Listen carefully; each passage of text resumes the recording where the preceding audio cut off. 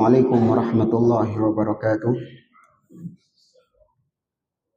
Innal hamdalillah nahmaduhu wa nasta'inuhu wa nastaghfiruh wa na'udzu billahi min shururi anfusina wa min sayyiati a'malina.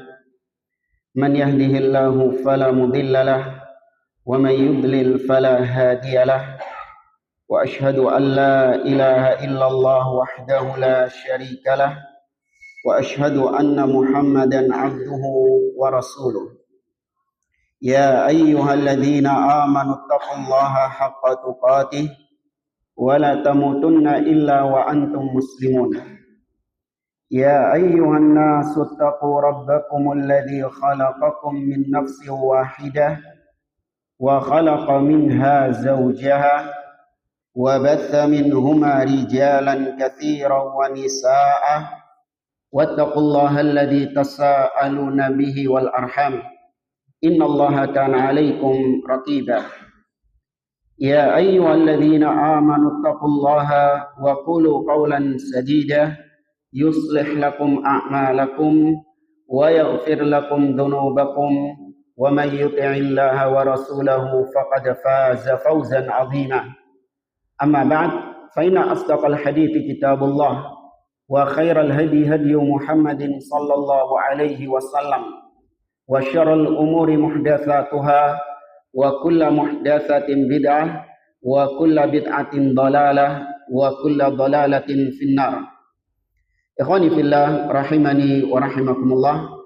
Alhamdulillah, segala puji bagi Allah Subhanahu wa taala yang mempertemukan kita kembali di majelis yang mulia ini dalam kajian As-Sirah An-Nabawiyah yang kita nukil dari kitab Al-Lu'lu'ul Maknun fi Siratin Nabiyil Ma'mun.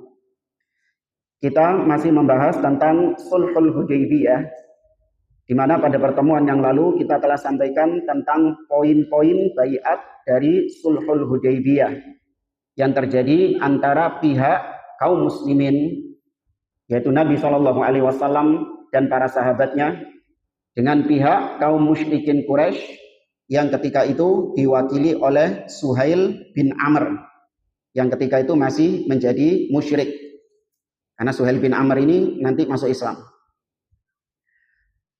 Kita sampaikan 5 poin yang disepakati dalam Sulhul Hudaybiyah.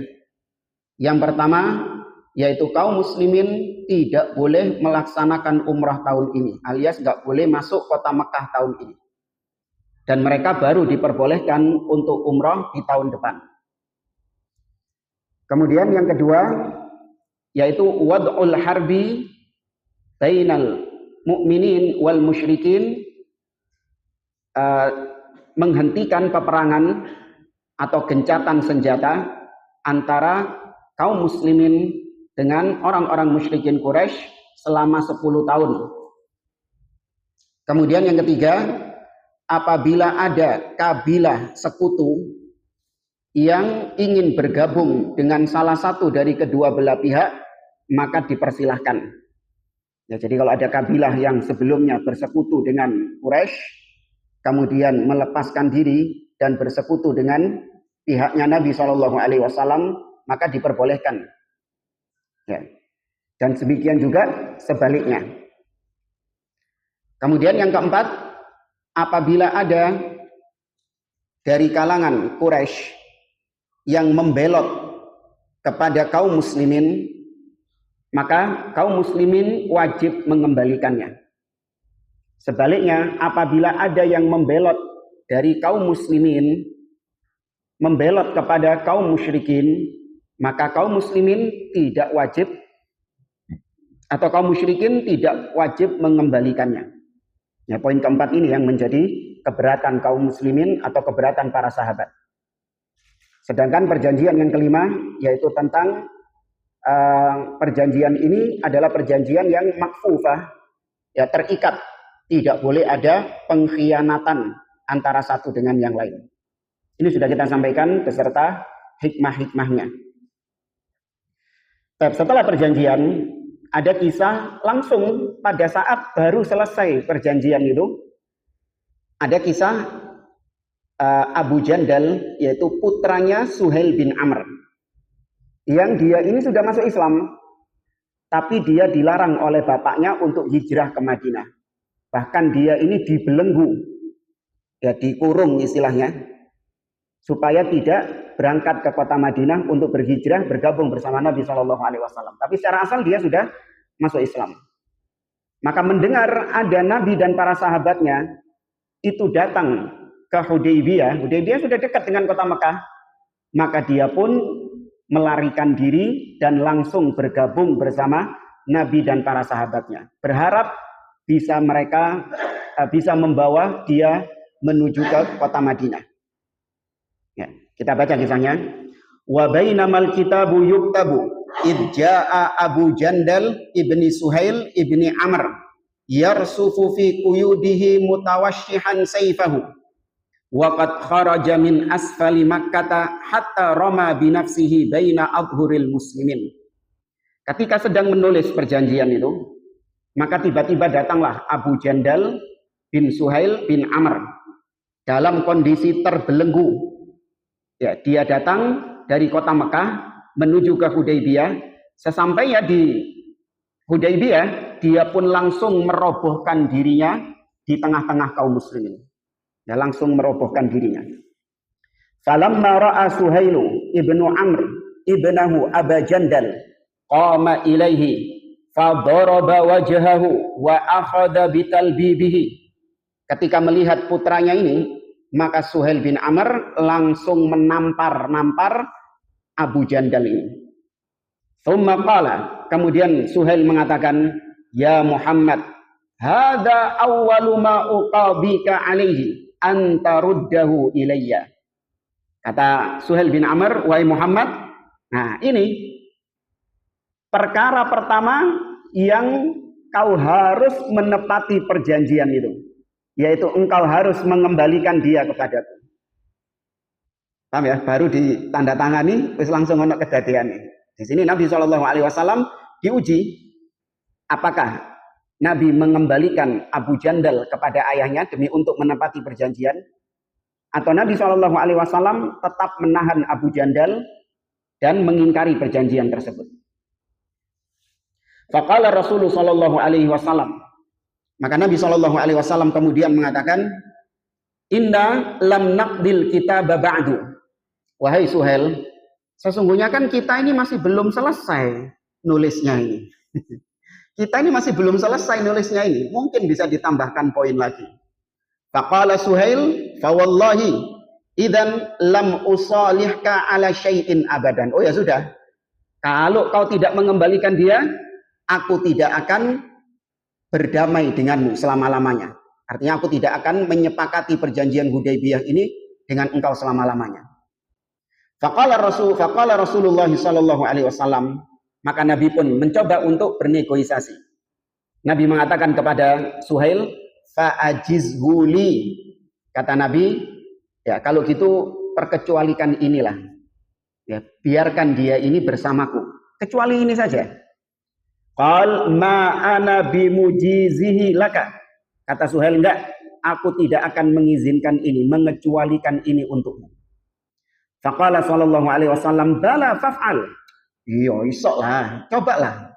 Ya, terus dinegosiasi oleh Nabi sallallahu alaihi wasallam. Faqala Suhail, "Ma ana bifa'il." Tapi Suhail tetap dengan pendiriannya, enggak, aku tidak akan melakukannya. Artinya aku tidak akan membiarkan Abu Jandal pergi bersamamu. Faqala Mikraz, "Bala qad ajaznahu laka." Ya, bahkan ditambah oleh Mikraz bahwasanya coba untuk dipersilahkan, diperkecualikan ini. Wa fi riwayatil Imam Ahmad fi musnadihi qala Suhail li Rasulillah sallallahu alaihi wasallam indama jaa Abu Jandal yarsufu fi quyudihi, "Ya Muhammad, qad lajjatil qadiyatu baini wa bainak qabla an ya'tiyaka hadza." Ya, dalam riwayat Imam Ahmad disebutkan bahwasanya Suhail mengatakan kepada Nabi tatkala Abu Jandal datang, "Wahai Muhammad, ya telah selesai perjanjian ini. Ya telah selesai perjanjian ini dan wajib atas kita antara aku dengan engkau untuk melaksanakan perjanjian ini sebelum datangnya dia. Maksudnya sebelum datangnya siapa? Abu Jandal. Artinya Suhail menekankan bahwa kita sudah sepakat, sudah taken istilahnya, sebelum datangnya Abu Jandal. Sehingga perjanjian ini harus kita wajib melaksanakannya. Kecuali kalau Abu Jandal datangnya sebelum sepakat. Nah itu masih mungkin. Tapi ini kata Suhail, enggak. Kita sudah sepakat sebelum datangnya Abu Jandal. Faqala sallallahu alaihi wasallam sodaqta. Nabi pun membenarkan iya. Faqama Suhail ibnu Amr ila ibnihi Abi Jandal fa'akhadahu bitalbibihi wa yajurruhu liyaruddahu ila Quraisy. Maka kemudian Suhail menghampiri putranya itu Abu Jandal, kemudian ditampar dan diseret dengan belenggunya itu untuk supaya dia kembali lagi kepada Quraisy. Wa akhadha Abu Jandalin radhiyallahu anhu yasruhu bi'a'la sauti. Maka ketika itulah Abu Jandal berteriak dengan suara yang kencang. Ya ma'syaral muslimin, wahai kaum muslimin, aruddu ilal musyrikin wa qad ji'tu musliman. Apakah aku dikembalikan lagi kepada kaum musyrikin sedangkan aku datang kepada kalian dalam kondisi sudah masuk Islam? Ala tarawna ma qad laqitu. Tidakkah kalian melihat apa yang aku alami selama ini? Dibelenggu oleh orang-orang Quraisy, dibelenggu oleh ayahku sendiri. Wa kana radhiyallahu an qad udziba adaban syadidan fillah. Jauh sebelum peristiwa ini, Abu Jandal ini sudah disiksa dengan siksaan yang luar biasa. Nah, namun beliau tetap bersabar memegang Islamnya itu. Ya, ini bedanya kita dengan para sahabat. Nah, para sahabat luar biasa ujian mereka karena tingkat keimanannya juga tinggi. Ya, berbeda dengan kita, ujian kita ringan karena memang keimanan kita ringan. Wa fi riwayatin ukhra fi musnadil Imam Ahmad qala Abu Jandal radhiyallahu an ya ma'syaral muslimin ataruddunani ila ahli syirk fayaftinunani fi dini. Wahai kaum muslimin, apakah kalian akan mengembalikan aku kepada kaum musyrikin sehingga mereka memfitnah agamaku? Maksudnya memfitnah agamaku yaitu bisa menjadikan aku murtad kembali kepada agamanya. Jadi takut Abu Jandal ini nanti kalau balik lagi kepada kaum musyrikin dikai syubhat. Ya, dikasih syubhat, kemudian akhirnya Abu Jandal murtad lagi. Abu Jandal murtad dari Islam. Itu yang dikhawatirkan Abu Jandal. Faqala Rasulullah sallallahu alaihi wasallam, maka kemudian ya, Nabi sallallahu alaihi wasallam ini merupakan masa yang sulit bagi Nabi sallallahu alaihi wasallam. Ya, Nabi dilema, apakah Nabi tadi menepati perjanjian tersebut dengan resiko Abu Jandal kembali kepada kaum musyrikin, atau Nabi sallallahu alaihi wasallam melanggar perjanjian demi untuk menyelamatkan Abu Jandal. Ya, namun Nabi sallallahu alaihi wasallam adalah sosok yang tidak pernah mengingkari janji. Ketika Nabi sudah sepakat berjanji, maka Nabi akan melaksanakan perjanjian tersebut dan tidak mengkhianatinya. Maka Nabi mengatakan kepada Abu Jandal berusaha untuk menenangkan hatinya. Beliau mengatakan sallallahu alaihi wasallam, ya Aba Jandal, wahai Abu Jandal, isbir wahtasib. Bersabarlah dan mintalah pahala kepada Allah atas ujianmu ini.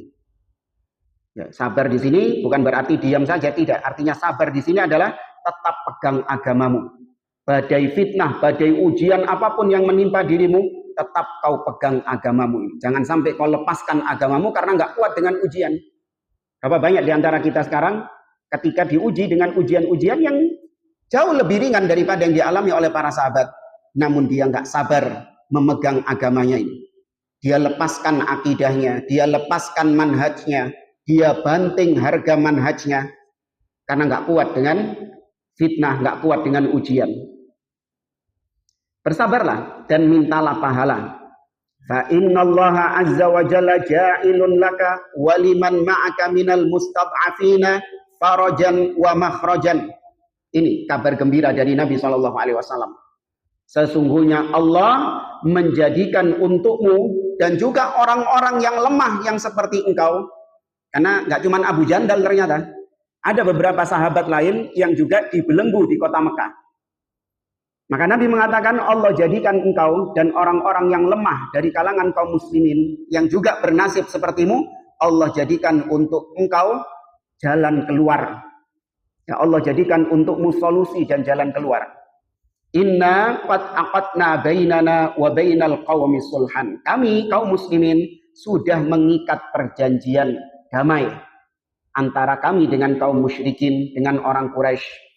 Fa'aqainahum ala dzalik, maka kami berikan janji kami kepada mereka, wa aqauna alaihi ahdan, dan mereka memberikan kepada kami perjanjiannya. Wa inna lan naghdira bihim, dan kami tidak akan berbuat curang mengkhianati mereka. Ya, ini Islam tidak pernah berbuat curang. Nabi SAW tidak mengkhianati kaum musyrikin.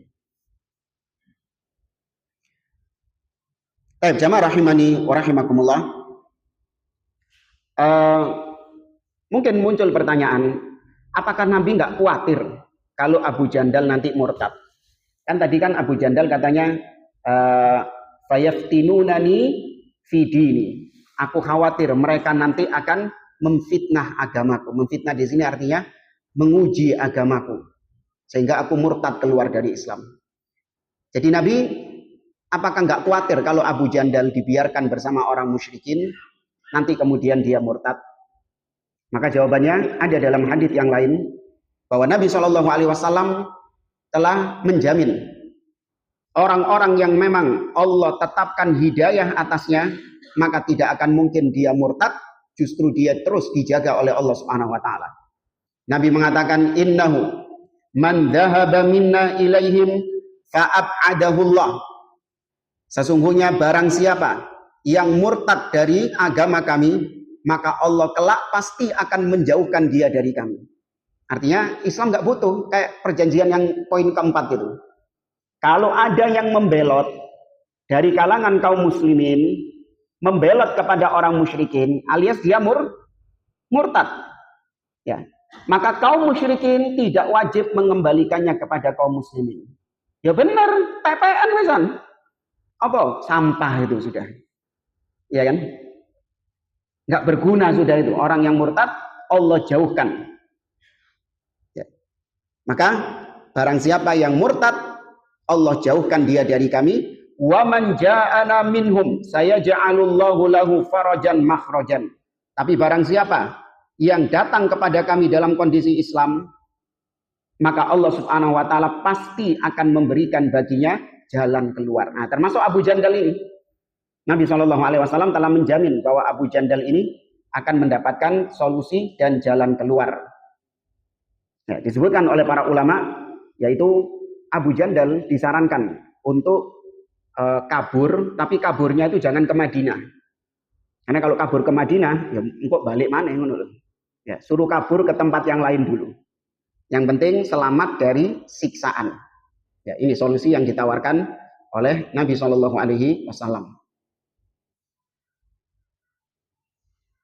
Kemudian juga kata para ulama, lihat betapa Islam sangat menjunjung tinggi perjanjian. Seandainya Nabi dan para sahabat mau untuk membawa pulang Abu Jandal, bisa apa enggak? Ini menang uang kok. Ya, utusan Quraisy hanya beberapa orang saja. Ya, sedangkan kaum muslimin 1.400 di situ. Ya, kalau mau keroyok-keroyokan bisa. Ya, tapi tidak demikian. Agama ini bukan berdasarkan hawa nafsu, bukan berdasarkan semangat, tapi berdasarkan wahyu dari Allah Subhanahu wa taala.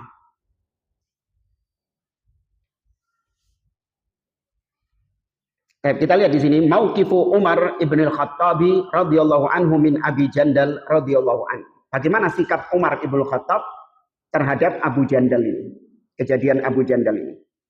Fahuna wasaba Umar ibn al-Khattab radhiyallahu anhu ila Abi Jandal radhiyallahu anhu wa ja'ala yamshi ila jambihi wa yaqulu lah. Ketika itu Umar ibn al-Khattab langsung menghampiri Abu Jandal, berjalan menghampiri Abu Jandal. Kemudian Umar mengatakan kepada Abu Jandal, di sampingnya Abu Jandal, Umar mengatakan, isbir ya Aba Jandal, bersabarlah kau wahai Abu Jandal. Fa innama humul musyrikun. Sesungguhnya mereka itu musyrik, kafir. Wa innama damu ahadihim damu kalb. Sesungguhnya darah mereka itu adalah darahnya anjing, najis. Ini seperti yang Allah firmankan, ya ayyuhalladzina amanu innamal musyrikuna najas. Sesungguhnya kaum musyrikin itu najis. Ya, bersabarlah. Ya, sesungguhnya mereka ini darahnya itu darah najis. Wa yudni qa'imas sayfi minhu. Mari ngomong habis ngomong gitu, Umar Ibnu Khattab kan Abu Jandal. Umar mendekatkan ujung pedangnya kepada Abu Jandal. Oh ya maksudnya. Enggak ngandung. Jadi Umar ngomong di sampingnya Abu Jandal.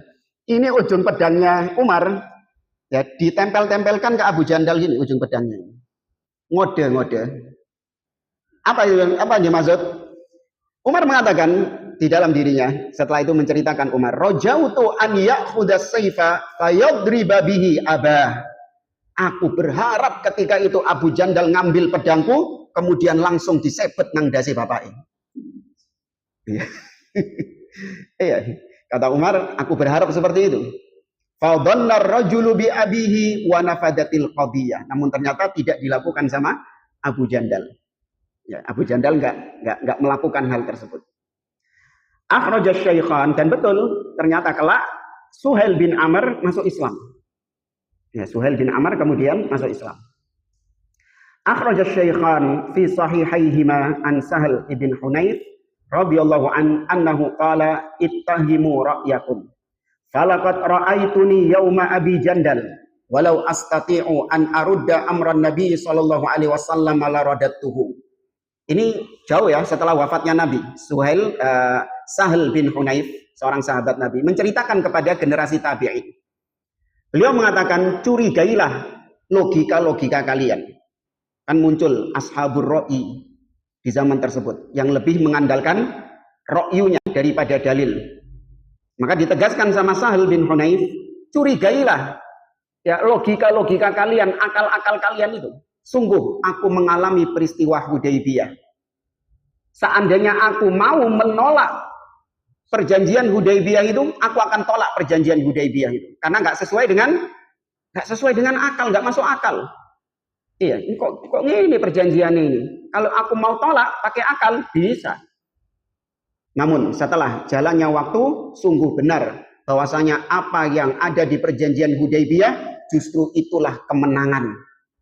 Ya, di perjanjian Hudaybiyah itulah kemenangan. Cuman banyak yang nggak sadar karena ngelihat secara dohirnya saja. Ya, di antara hikmah yang paling besar adalah yang poin nomor 2. Ya, apa itu? Dakwah. Di mana sepakat untuk menghentikan peperangan selama 10 tahun. Ini betul-betul dimanfaatkan oleh Nabi Shallallahu Alaihi Wasallam untuk berdakwah, mengajak kabilah-kabilah Arab untuk masuk Islam. Ya, karena sebelumnya tanpa ada perjanjian seperti ini, nggak bisa berdakwah. Nanti diserang sama kaum musyrikin, sama Quraisy, nggak bisa berdakwah. Tapi dengan adanya perjanjian ini, Nabi Shallallahu Alaihi Wasallam bebas berdakwah. Ini yang nggak dilihat sama sebagian sahabat. Termasuk diantaranya Umar Ibnu Khattab yang nanti protes kepada Nabi Shallallahu Alaihi Wasallam, merasa bahwa perjanjian ini nggak adil. Ya, bukan berarti Umar kurang ajar kepada Nabi, tidak. Tapi Umar ingin untuk menunjukkan izzah kaum muslimin. Karena Umar menganggap perjanjian ini justru adalah kehinaan buat kaum muslimin.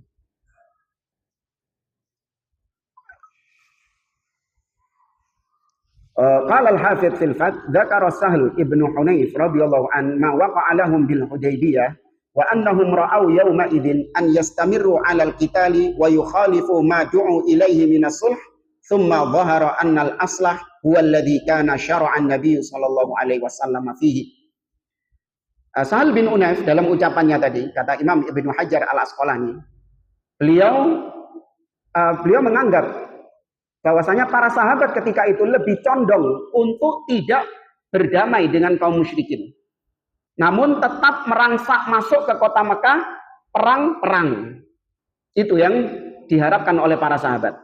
Namun setelah berjalannya waktu, nampak bahwasanya apa yang telah dilakukan oleh Nabi dengan mengambil perjanjian tersebut, itulah yang terbaik. Ya, itulah yang terbaik. Dari sini kita tahu bahwasanya logika nggak mungkin bisa kalah, nggak mungkin menang mengalahkan dalil. Ya, dalil nggak mungkin kalah dengan logika, dengan ra'yu. Ya, namun di zaman sekarang banyak orang-orang yang suka menolak dalil dengan ra'yu. Ada beberapa tahun yang lalu seorang penyanyi Raja Dangdut mengatakan, ya, apakah masuk akal celana di bawah mata kaki masuk neraka? Ya, apakah masuk akal? Ya, akalnya orang yang beriman masuk. Nah, kalau akalnya pedangdut nggak masuk kayak gitu. Ya, maka seorang muslim wajib dia tunduk taslim kepada apa yang disampaikan oleh Nabi Shallallahu Alaihi Wasallam. Sebagaimana kata Syekh Muhammad bin Abdul Wahab rahimahullah dalam Al-Usulul Tsalatsah ketika menyebutkan konsekuensi dari asyhadu anna Muhammadan Rasulullah, salah satunya adalah tasdiquhu fima akhbar, membenarkan apa yang dikabarkan oleh Rasulullah Shallallahu Alaihi Wasallam. Ya, nggak boleh menolak dengan dalil, nggak boleh menolak dengan akal, menolak dalil dengan akal. Allah mengatakan, "Fala wa rabbika la yu'minun hatta yuhaqqimuka fima syajara bainahum, thumma la yajidu fi anfusihim harajan mimma qadaita wa yusallimu taslima." Sungguh demi Rabbmu mereka tidak beriman sampai menjadikan engkau sebagai hakim atas perkara yang mereka perselisihkan, dan mereka tidak merasa keberatan dengan putusanmu, dan mereka menerima dengan sepenuh hati. Demikian seorang muslim menerima.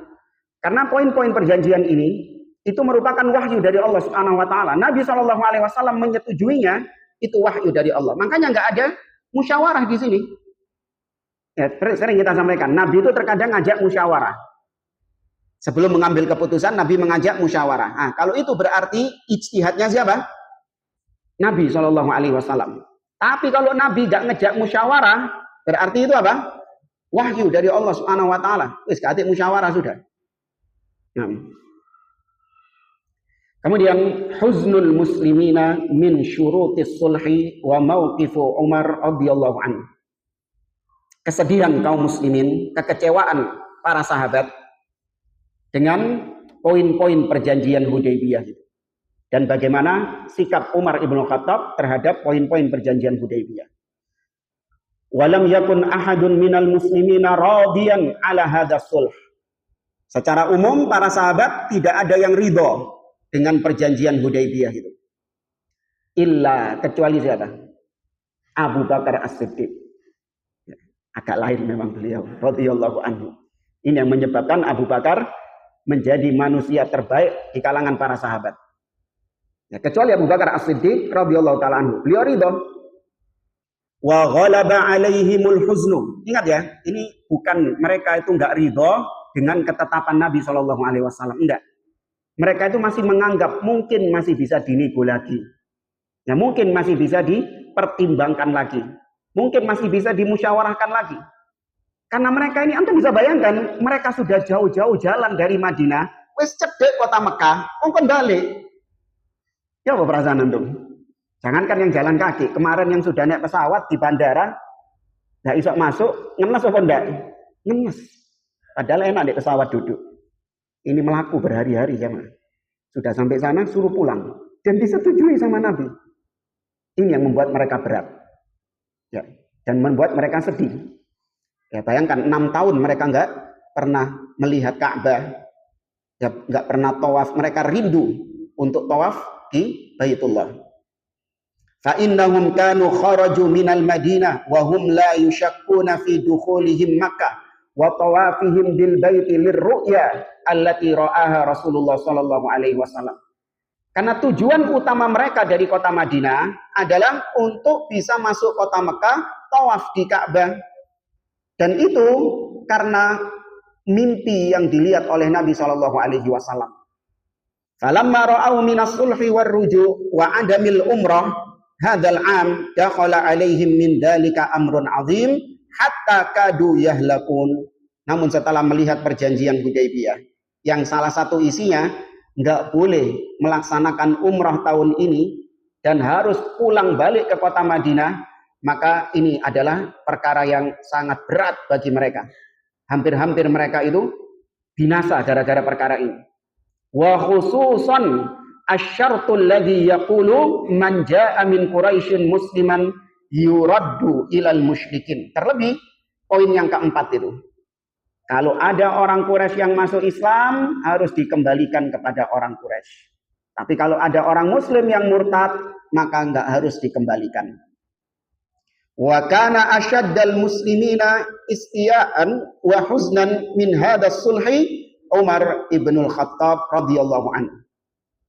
Dan di antara para sahabat yang paling sedih dengan perjanjian Hudaybiyah ini adalah Umar ibnul Khattab radhiyallahu taala anhu. Fa innama lamma ilta'amal amru wa lam yabqa illa alkitab dhahaba Umar radhiyallahu an ila Rasul sallallahu alaihi wasallam wa qala la. Ketika Umar mendapati poin perjanjian itu sudah ditulis, maka Umar pun mendatangi Nabi sallallahu alaihi wasallam seraya mengatakan Nabi sallallahu alaihi Umar mengisahkan, kita baca riwayat dari Umar, ataitu Nabi Allah sallallahu alaihi wasallam faqultu. Ketika hari Hudaybiyah, aku mendatangi Rasulullah sallallahu alaihi wasallam seraya mengatakan, alasta nabiyallahi haqqan? Bukankah engkau adalah Nabiullah, utusan Allah yang sebenarnya? Kata Nabi, bala, iya. Qultu alasna alal haq wa aduwuna alal batil? Bukankah kita di atas kebenaran dan musuh kita itu di atas kebatilan? Qal bala, iya. Anak mau ambil ibrah di sini. Apakah Umar ini merasa benar? Merasa paling benar? Ada orang-orang ahli bid'ah di luar sana mengatakan manhaj salafi itu sok paling benar. Yang lain dianggap sesat, yang lain dianggap bid'ah. Sok paling benar itu adalah sifatnya iblis yang mengatakan ana khairun minhu khalaqtani min nar wa khalaqtahu min tin. Enggak boleh merasa paling benar itu. Yang lain dianggap salah, yang lain dianggap menyimpang. Siapa menurut antum kalimat kayak gini? Bijak atau ngawur? Boleh nggak merasa paling benar? Nggak boleh. Baik, ini kalimat yang ambigu, multitafsir.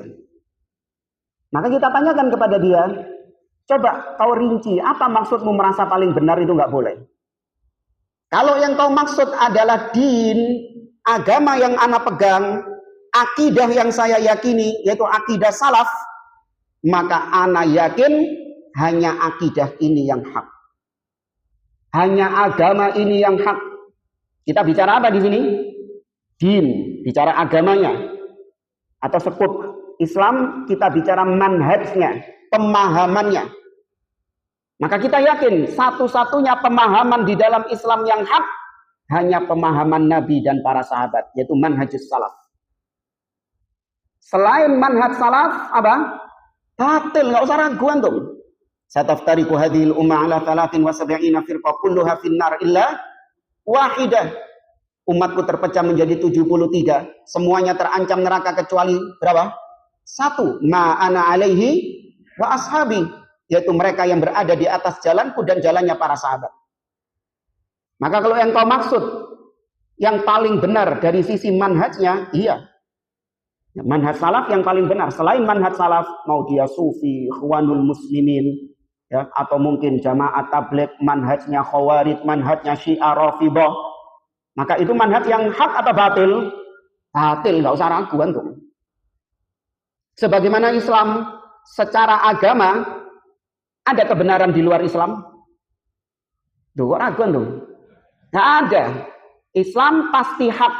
Satu-satunya yang hak hanya Islam. Selain Islam, batil. Ya, Allah mengatakan inna dina indallahi al-Islam. Wa may yabtaghi ghairal islami dinan fala yuqbala min wa huwa fil akhirati minal khasirin. Enggak usah ragu. Tapi kalau bicara individu baru. Muslim apakah pasti benar? Islam pasti benar. Kalau muslimnya apakah pasti benar? Tidak. Manhaj salaf pasti hak. Salafi seorang yang meniti manhaj salaf, apakah dia pasti benar? Tidak menjamin. Jadi kalau yang kau maksud secara individu, maka enggak. Kami tidak pernah menganggap diri kita suci. Kita paham larangan dalam firman Allah, fala tuzakku anfusakum. Jangan kalian merasa suci. Enggak. Kita ini hanya orang yang sedang berusaha untuk meniti jalannya para salaf. Kita pun terseok-seok, kadang oleng ke kanan, oleng ke kiri, ya, kadang diberi hidayah, kenceng maneh. Kan gitu kan tiap hari kita. Iya. Maka kita nggak pernah merasa bahwasanya kita ini pasti dijamin surga. Enggak. Tapi kita yakin apa yang kita tempuh ini, yaitu manhaj salaf, itu pasti hak. Satu-satunya yang hak. Paham ya bedanya ya? Nah, ahli bid'ah melakukan talbis. Jangan merasa paling benar. Jangan sok paling benar. Yang lain disalahkan. Sehingga masuklah pluralisme manhaj. Semua dianggap benar. Sama-sama masuk surga dan yang lainnya. Alhamdulillah. Maka betul Umar di sini mengatakan alasna alal haq wa aduwuna alal batil. Bukankah kita di atas kebenaran, sedangkan mereka di atas kebatilan. Saya kasih contoh gini, jangan. Ada orang yang menerapkan pola hidup sehat. Dia rajin olahraga, tidur teratur, makan dijaga, dan seterusnya. Dan ada temannya dia nggak menjaga pola hidup sehat. Yang nggak pernah olahraga, ngerokok, mangan sembarang kalir, ya kan? Suka begadang, pokoknya uripe gak sehat. Boleh nggak yang menjaga pola hidup sehat itu mengatakan uripmu gak sehat? Boleh nggak? Hah? Saya ulangi ya, antum kayak bingung gitu. Antum ini menjaga pola hidup sehat. Nggak ngerokok, antum menjaga pola hidup sehat. Ada teman antum nggak menjaga pola hidup sehat, rokokan, nggak tahu olahraga, makan sing manis-manis, kolesterol apa dipangan kabeh mbedeke. Ya.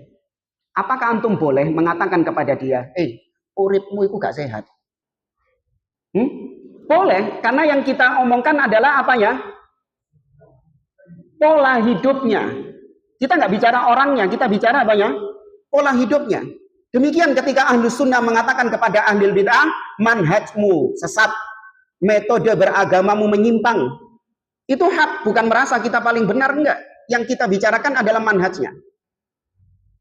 Tapi antum nggak berhak memvonis orang yang tadi pola hidupnya nggak sehat tadi. Antum nggak berhak memvonis kon iki loro. Ana sing sehat. Nggak berhak antum. Harus ada apa? Pembuktian dulu. Ayo nek gak percaya, check up nang rumah sakit. Budal antum. Ternyata setelah di check up, teman antum yang tidak menjaga pola hidup sehat tadi tidak ada penyakit. Sedangkan antum yang ketat menjaga pola hidup sehat, loh mungkin enggak? Mungkin enggak? Mungkin. Tapi jangan gara-gara kasus ini kemudian antum mengikuti pola hidupnya dia. Ngerti ya? Jangan gara-gara kasus ini kemudian nek ngono kon sing tepak. Meneh tak rokokan ae. Meneh tak enggak. Sebagaimana tidak menutup kemungkinan ahli bid'ah juga masuk surga. Kita nggak tahu akhir hidupnya mungkin dia bertobat. Ya enggak? Yang bertahun-tahun di atas sunnah, naudzubillah di akhir hidupnya dicabut hidayahnya sama Allah Subhanahu wa taala. Mati di atas kebid'ahan. Bisa? Bisa kalau omong kayak gitu. Tapi jangan gara-gara kasus ini kemudian oh berarti itu yang benar, yang ahlu sunnah yang salah. Loh enggak, ini kita bicara apa ini? Individu atau manhajnya?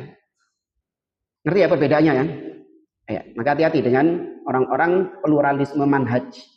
Semua manhaj disatukan, yang penting Islam, yang penting nyembah Allah. Wis enggak usah saling menyesatkan, membid'ahkan, mensyirikkan. Enggak usah merasa sok paling benar, merasa sok paling sunnah. Alhamdulillah. Padahal ini yang dilakukan oleh para ulama dari zaman ke zaman. Tapi kita lanjutkan, kata Umar, bukankah kita di atas kebenaran dan musuh kita di atas kebatilan? Kata Nabi SAW, bala, iya. Qultu, kata Umar, Alaysa qatlana fil jannah wa qatlahum finnar? Bukankah yang terbunuh di antara kita masuk surga dan yang terbunuh di antara mereka yaitu kaum musyrikin masuk ke dalam neraka? Ini vonis secara umum. Kita meyakini innalladzina kafaru min ahlil kitabi wal musyrikin fi nari jahannam khalidina fiha ulaika hum syarrul bariyah. Setiap orang yang mati di atas kekafiran maka neraka. Ini vonis secara umum. Adapun individu-individunya fulan, fulan dan fulan, maka nggak boleh kita langsung memastikan dia di neraka. Karena ini perkara gaib, kecuali yang ada dalilnya. Seperti Abu Lahab pasti di neraka, yasla naron dzata lahab, ya Fir'aun pasti neraka dan yang lainnya. Kata Nabi bala, iya, yang mati di antara kita masuk surga, yang mati di antara mereka masuk neraka. Qultu, kata Umar, falima nu'tid daniyata fi dinina idzan. Kalau memang seperti itu ya Rasulullah, kenapa kita memberikan kehinaan kepada agama kita ini dengan perjanjian Hudaybiyah ini? Yang tadi kita katakan, para sahabat menganggap perjanjian ini adalah bentuk kehinaan kepada umat Islam, pelecehan kepada umat Islam. Para sahabat itu ingin untuk menunjukkan izzah, ya, kewibawaan kepada kaum musyrikin. Ya, tapi mereka nggak tahu, justru inilah kemenangan. Makanya ayat pertama surat Al-Fath, inna fatahna laka fathan mubina. Itu bukan Fathu Mekah. Tapi apa? Sulhul Hudaybiyah itu.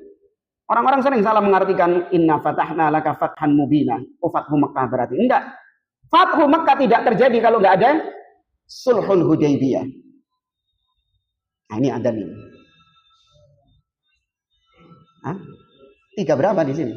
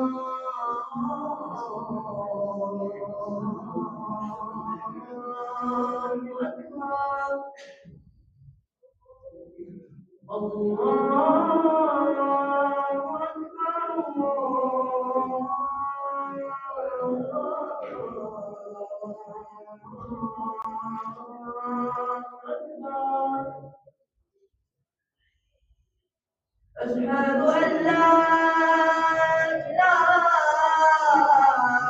إلا الله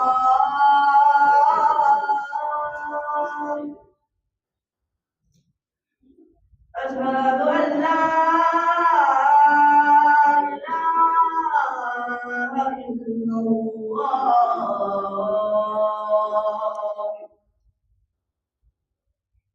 أشهد أن محمدا رسول الله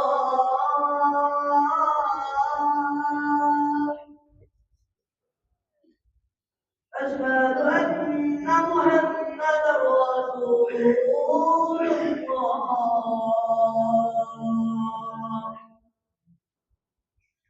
حي على الصلاة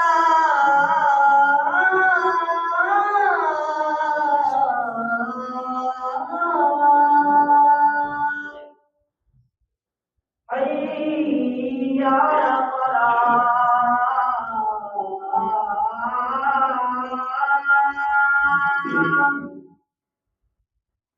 حي على الفلاح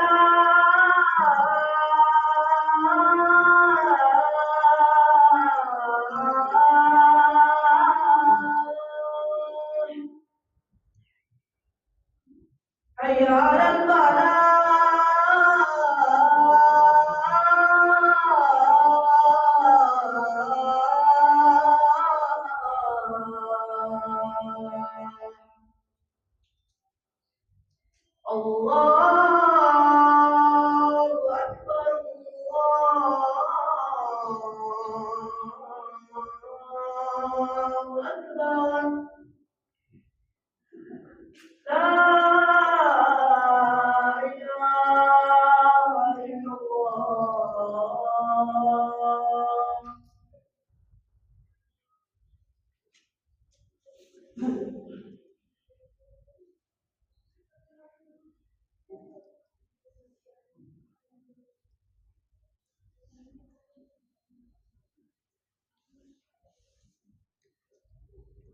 Kita lanjutkan lagi ucapan Umar, dialog Umar ibn Khattab dengan Nabi Shallallahu Alaihi Wasallam.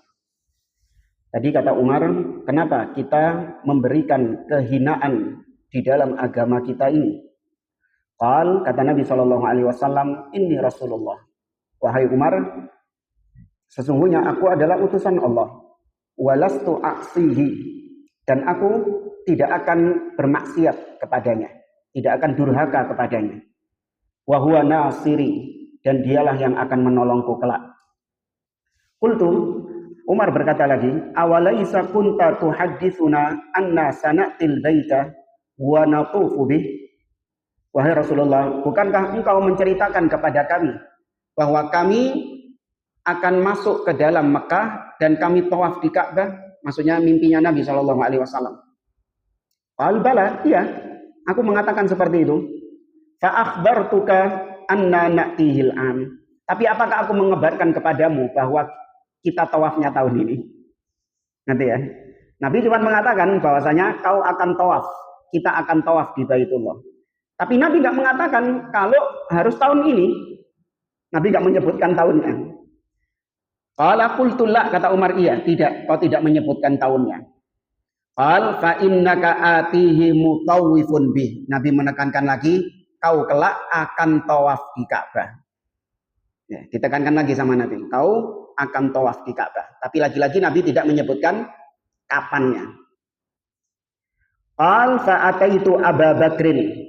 Setelah kepada Nabi, maka Umar pun mendatangi Abu Bakar As-Siddiq. Fakultu, aku katakan kepada Abu Bakar, ya Abu Bakrin, alaisa hadza nabiyallahi haqqan. Wahai Abu Bakar, bukankah beliau adalah Rasulullah yang sebenarnya? Ya, utusan Allah. Kata Abu Bakar, bala, iya.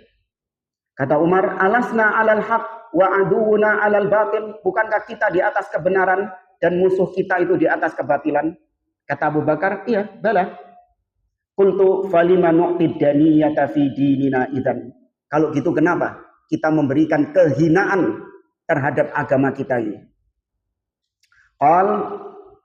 Abu Bakar mengatakan, persis seperti yang diucapkan Nabi, padahal gak janjian wong loro ini. Abu Bakar mengatakan, ayyuhar rajul, wahai Umar, innahu la Rasulullah. Dia itu utusan Allah sallallahu alaihi wasallam. Wa laisa ya'si rabbahu, dan dia enggak mungkin mendurhakai Rabbnya. Wa huwa nasiruhu, dan Rabbnya Allah pasti akan menolongnya. Fastamsik bi gharsihi. Sudah, kau pegang saja perintahnya Nabi sallallahu alaihi wasallam. Wis nurut wae kon ambek Nabi sallallahu alaihi wasallam. Fa wallahi innahu 'alal haq. Demi Allah, dia itu di atas kebenaran. Ini luar biasanya Abu Bakar As-Siddiq dalam berpegang teguh dengan sunnah. Nanti ketika jadi khalifah, Abu Bakar As-Siddiq juga berpegang dengan sunnah Nabi, yaitu kisah bagaimana tatkala pasukan Usama bin Zaid ingin ditarik oleh para sahabat-sahabat yang lain kembali ke kota Madinah. Karena kota Madinah ini sekarang sedang kosong, tidak ada penjagaan. Satu-satunya pasukan sedang ditugaskan oleh Nabi sebelum wafatnya Nabi berangkat menuju Syam untuk berperang. Di Madinah nggak ada yang menjaga, nggak ada pasukan. Maka karena muncul nabi-nabi palsu, ya, Musailamah, Tulaihah, Al-Asadi, dan yang lainnya, kemudian orang-orang yang menolak untuk membayar zakat, orang-orang yang murtad, ini sudah siap-siap mau menyerang kota Madinah. Maka sahabat yang lain menyarankan kepada Abu Bakar untuk memulangkan pasukannya Usama bin Zaid agar kembali ke kota Madinah, menjaga kota Madinah. Tapi Abu Bakar As-Siddiq mengatakan, la wallahi lau jaratil kilabu ala arjuli azwajin Nabi sallallahu alaihi wasallam ma radattu jaishan arsalahu Rasulullah sallallahu alaihi wasallam. Kalaupun seandainya anjing-anjing itu menggerogoti kakinya istri-istri Nabi, aku tetap tidak akan memulangkan pasukan yang sudah diutus oleh Nabi Shallallahu Alaihi Wasallam. Wala aqadu liwaan aqadahu Rasulullah Shallallahu Alaihi Wasallam. Dan aku tidak akan menurunkan panji perang yang sudah dikibarkan oleh Rasulullah Shallallahu Alaihi Wasallam. Dan betul menang Abu Bakar As-Siddiq. Karena orang-orang sekitar kota Madinah mengira bahwa kota Madinah sudah banyak penjaganya. Sampai-sampai bisa ngutus pasukan keluar. Padahal gak ono penjaganya. Ya, ini karena keberkahan ittiba'ur Rasul. Berpegang dengan sunnah Rasul Shallallahu Alaihi Wasallam. Maka Abu Bakar mengatakan beliau di atas kebenaran. Qultu alaisa kana yuhaddithuna anna sanatil baita wa natufu bi. Wahai Abu Bakar, kau masih ingat enggak? Nabi itu kan pernah bilang kalau kita ini akan masuk kota Mekah, tawaf di Ka'bah. Kata Abu Bakar, bala, iya, Nabi pernah ngomong kayak gitu. Afa akhbaraka annaka ta'tihil am. Tapi apakah Nabi memberitahukan kepada kita kalau kita tawafnya tahun ini? Udah jawabannya Nabi. Kata Umar, la. Ya, fa innaka atihi wa mutawwifun bi. Wis tenang oh, kau akan tawaf di Ka'bah. Kelak kau akan tawaf di Ka'bah. Ya, kemudian kata Az-Zuhri, Umar mengatakan fa amiltu lidzalika a'malan. Setelah peristiwa ini, kata Umar, aku banyak beramal soleh untuk menutupi kekeliruanku ini. Ya, Umar menganggap bahwasanya sikap beliau ini ya tidak pantas. Maka Umar setelah itu menebus dengan memperbanyak amal-amal soleh. Ini sekali lagi kita tekankan bukan karena Umar ibnu Khattab itu menentang Rasul. Namun Umar ibnu Khattab masih ingin ya bernego, masih ingin mempengaruhi Rasul supaya Rasul merubah, supaya Nabi merubah keputusannya untuk membatalkan umroh ini. Sebagaimana nanti juga ketika Nabi memerintahkan untuk menyembelih hadyu, ya para sahabat nggak ada yang mau menyembelih hadyu mereka. Bukan karena mereka ini nggak taat sama Rasul, tidak. Tapi mereka ini masih lagi-lagi berharap beeta Nabi berubah pikiran. Ngono loh. Ya. Maka ketika Nabi tahallul, ya cukur rambut, ya sudah, wis berarti sudah ada harapan lagi sudah kalau Nabi cukur. Baru mereka nyukur dan menyembelih hadyu mereka. Tapi ini digoreng sama orang-orang Syiah Rafidhah. Nah, kita baca salah satu buku mereka yang diterbitkan oleh organisasi mereka, yaitu ABI, ya, ABI Ahlul Bid'ah Indonesia. Ya, itu nulis, diberi kata pengantar oleh profesor ahli tafsir di negeri kita. Salah satu kenapa Syiah Rafidhah menganggap para sahabat ini tidak semuanya orang baik, disebutkan kisahnya ini. Ya, lihat betapa mereka tidak semuanya taat kepada Rasul Shallallahu Alaihi Wasallam. Ini bukan taat kepada Rasul, mereka ini masih berharap. Paham ya maksudnya ya? Beda. Ya, bukan menentang Rasul Shallallahu Alaihi Wasallam, tidak. Mereka masih berharap bisa masuk kota Mekah. Nah. Ikhwani fillah rahimani wa rahimakumullah. Insyaallah pada pertemuan berikutnya kita akan lanjutkan kembali kisah tentang Sulhul Hudaybiyah ini, yaitu kisah yang tadi kita singgung, tahallul. Ya, tentang tahallul. Wis buyar ka umroh-umrohan. Wis mulai. Wallahu a'lam. Subhanakallahumma bihamdik, asyhadu an la ilaha illa anta astaghfiruka wa atubu ilaik. Assalamualaikum warahmatullahi wabarakatuh.